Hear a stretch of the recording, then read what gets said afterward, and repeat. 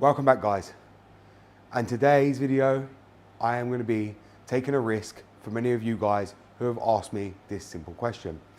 If you don't remember, I did a doing this will reset your car video 2 years ago, I believe, and I had a lot of comments of people asking me if this will work on their E60s and E90s. Many people were afraid to try and do this on their car because they didn't know what problems they would have after. And I did say to you on a previous video, you could do it, but I don't think people were very sure if they should or shouldn't, or probably didn't believe me. Well, today's the day we do actually do this video because I've just replaced one ignition coils on my M5 and the check engine light is actually still on. Now, instead of using a scan tool, which many of you guys know I've already got to actually reset that, we're gonna do it by doing what we did on that video. So let's get onto this video and let's find out if it actually works on my E60 M5 and the light goes out. What? Goddamn, get it done, will ya? Woo! When the blow up now, everybody's so unusual with it. Shit. But said times in his rhymes, cause his memories, we running through New York.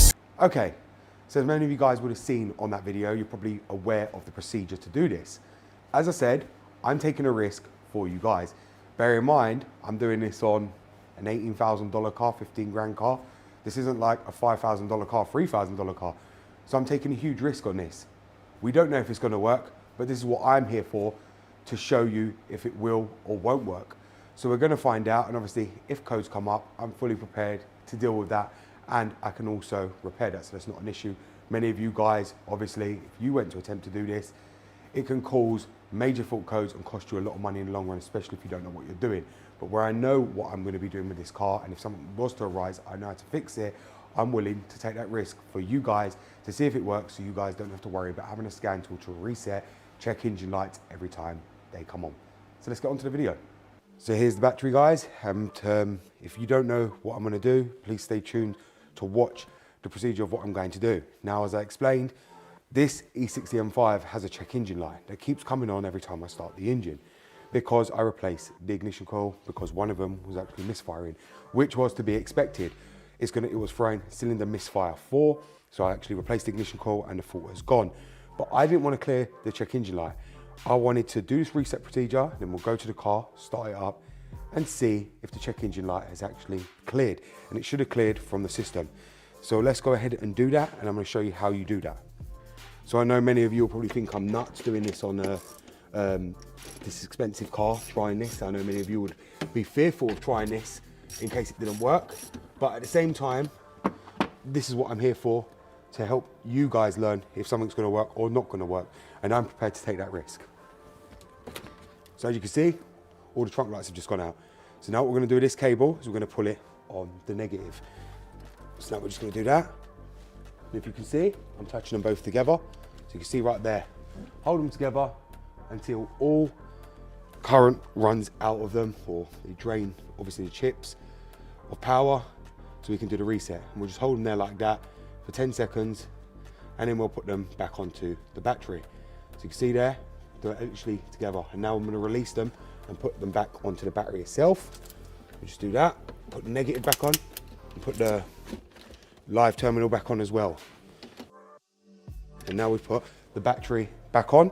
So the battery clamp's all back on now. What we're gonna go ahead and do is try and start up the car, see if the check engine light has actually cleared. And also this will improve your idle, this will reset your gearbox adaptions, this will reset most things on your car when you actually do this. So we're gonna go ahead and start the car and see the outcome.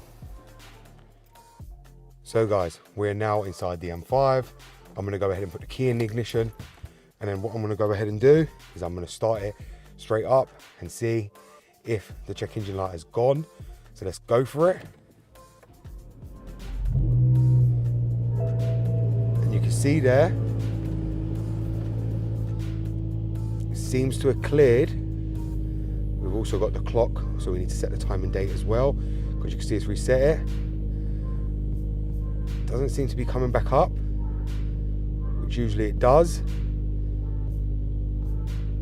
And it hasn't come back up, but let's just wait until the systems read again.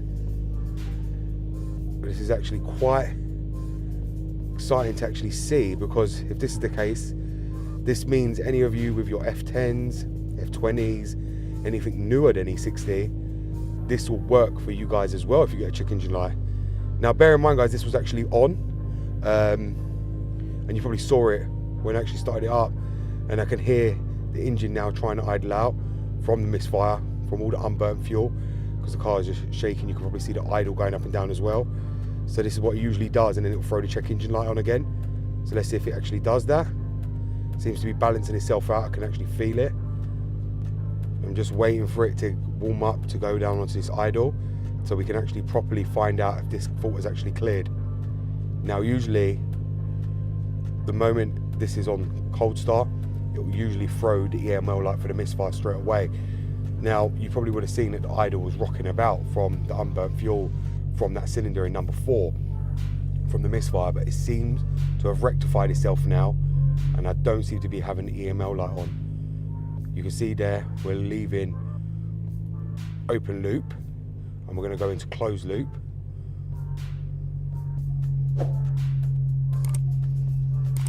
Let's make sure the EML light don't come on. This is the moment of truth, guys. And would you look at that? And you see how steady the idle is as well? What I was talking about when you do that reset. Just look at the idle. It's literally sitting bang perfect. And bear in mind, this is an E60 M5. Many people know because of the cats, these do not sit correctly on the idle, but that is literally sitting bang perfect without no issues. Just look at that, guys. The fault's gone. It's idling perfect now. It was idling rough when I first started it because of that misfire. Now let's just rev it up a bit.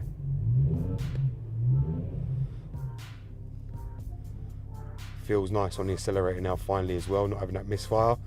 It's revving up nicely, it's idling perfectly. So that's the job done, guys. It actually worked on the BMW E60. Okay guys, so as you've seen there, that trick actually worked on my BMW 60. In fact, it even made the idle perfect after that reset. Now that just goes to show you, you don't actually need a scan tool. And many people actually messaged me asking if they could do this on their E60, and I told them to please wait, I will do this video and I will take the risk for them. Now bear in mind, I took the risk on basically a £15,000 car. This wasn't like a $5,000 one or $3,000 one or my other M52 one. This was the E60 M5 I did this on, and not only did it clear the engine management light, which I'm literally over the moon about, it made the idle so much better than it was before. And I don't know if that was because of the misfire or the misfire was coming, because the idle on this was absolute rubbish. And now I've done that, the idle's just literally sitting perfect. Now usually it would have come the moment I would have started the car when it was in open loop, but it didn't come. And when it got to closed loop, it sat down and idled actually perfectly, better than it even did before. So as you've seen there guys, this trick does work on E60s, E70s, E90s, F10s, any car you want to try on, it will work. Obviously, many of you may get faults for airbags, things like that, but if that's the case, it means your IBS is faulty and you'll have to refer to my other videos regarding that. But thank you very much for watching guys, and I'm very, very happy I've done this test now and you've seen it work. Thank you very much for watching. It's BMW Dr. Dean here, and goodbye.